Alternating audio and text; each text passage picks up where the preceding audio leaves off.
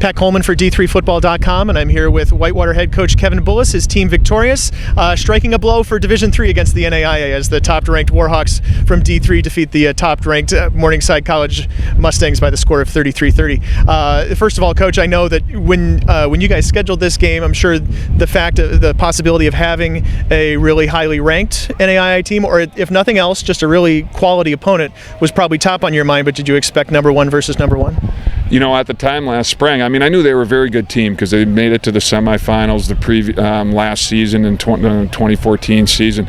So we knew it was going to be a heck of a game. We wanted that, though. We felt like we really needed that because next week we go into our conference season, and you know, you need to compete. You need to play good teams, and you need to be able to compete and see what you can do and develop confidence. And you know, after tonight, I mean, I feel like this was exactly what we needed.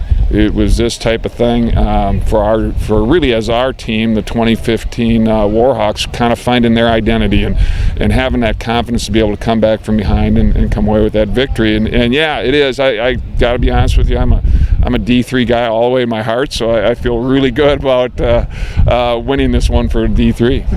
I would have to feel you feel pretty good about the fact that the way you guys won it was really textbook Whitewater. You pound the rock and then really strong defensively, especially in that fourth quarter when Morningside had the wind at their back. Well, and that's the thing. I really got to give credit to our guys. They, first half we were shocked that we were ahead. I'm going to be very candid with you. I mean, to look at the scoreboard and as many mistakes as we'd made and to be ahead. We weren't very happy with ourselves coming out. In halftime, our offensive line, and I really got to give them those five guys, and there's really six guys that play in that group.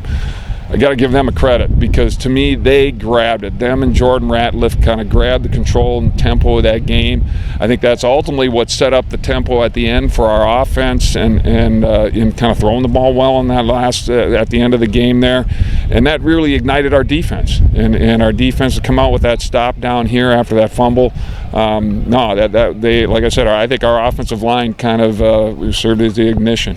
Yeah, that third quarter drive where you come out with those five guys and then Campbell at tight end and then another tight end too, basically running seven guys up front was a huge. I thought it was a huge turner for you guys. Yeah, Tony Gamina is the other tight end that comes in with that group, and they're a physical group, good size group, but athletic, and that's Jordan really had was carrying a lot of load, but I mean Nick Patterson got himself in there and was able to knock off some yards for us as well.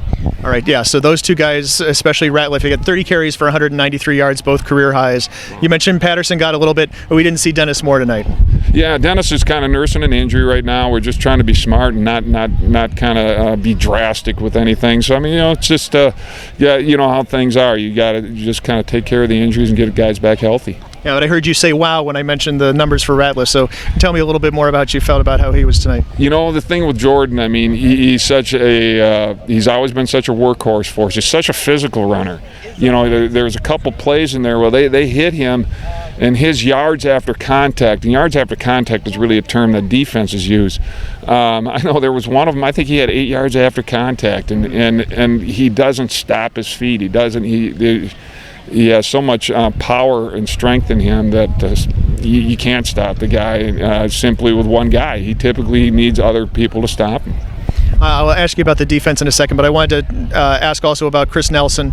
He struggled, I think, pretty much in the first half, and then in the second half, third quarter, a couple of key passes, and then in fourth quarter, when you needed him, into the wind. I thought really did a good job. And Chris would tell you that first half was not to his expectations, to his standards, and that to me was like a great moment for him today because he was able to show his maturity.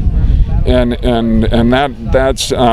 that's what's really cool. We know Chris is a mature guy, and so to see a young man struggle in the first half but have the maturity to really pull himself together in the second half and gain that confidence to really make some key throws there at the end. He threw some balls that were amazing to Adam Corpella and threw a ball to Brent Campbell. So and I think he even threw another one to Joe Worth. So it was awesome. It was great to see that maturity. And defensively, it looked like Morningside had some success against you guys throwing the ball first two quarters. Third quarter, I'm not even sure how much they had the ball. And then in the fourth quarter, you guys they really came up and stepped up. Yeah, and that's that the defensively they made some adjustments at halftime. felt much better about it. We gave up the one long run play, which really that hit us hard, but I mean, ultimately, we felt like defensively we'd kind of shored things up pretty well. In the end, I mean, our defense was able to come up with that. After we fumbled down here on the 20, I think it was 17-yard line or something like that, and then to come out of that with only giving up 3 points was key. That was huge. I mean, that's what we sent them out there to do, with that goal of, hey, if you can hold them to 3, give our offense a chance, and they did. And that you can't. And then to go finish the game on the field, chasing the quarterback around and being disruptive with that D-line and getting some good coverage behind him, that was exciting. All right, I know we're running long, and you guys got a bus ride back, but coming up for you guys next week, a little over 7 days from now, you guys face Wisconsin-Platteville right out of the chute in your conference play. And Platteville, just in case anybody forgot how good they were, they showed how good they were last week by coming back and 3 touchdowns down against North Central. So, yep. How does it feel to start the conference playoff with them? That's why this game was so important to us, because we knew that we were going against Coach Emmendorfer and the Pioneers, and no, they got a heck of a team. It's gonna be a heck of a challenge. Which, though, it's like when I talked to the team yesterday. I said, you know what, guys, these are the games you savor. You can go out and win a game, whatever, and beat somebody handily. Those games you forget about. It's these games where it's a fight and a struggle. Those are the games you'll remember forever. And we had one tonight, and I can guarantee you we're going to have one a week from this Saturday against the Pioneers. It's Kevin Bullis, head coach of the Warhawks of University of Wisconsin-Whitewater. His team off to a 3-0 start this season. They defeated Morningside on Thursday night by the score of 33-30.